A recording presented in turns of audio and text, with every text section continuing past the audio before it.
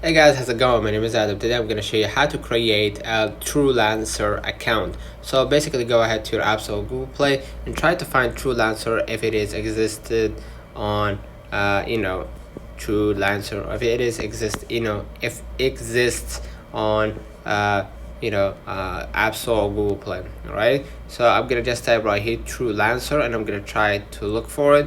And as you can see, I won't find it right here, so it must be a website. There's no app for it. Go back to your screen and go ahead to your browser. If you want to create a truelancer account, just go ahead and type your first name, last name, and then work email and password. And password must contain at least one uppercase letter, one lowercase letter, and one number and a special character. And then confirm your password, and then follow along the on-screen upgrades to upgrade your profile and all that. So you can create a new account by using Google or Facebook if you already have an account, so that would make it easier for you to actually apply for jobs on truelancer. So first name, last name, work email, password, and then confirm password, and then create account and make some upgrades on your profile to get more clients.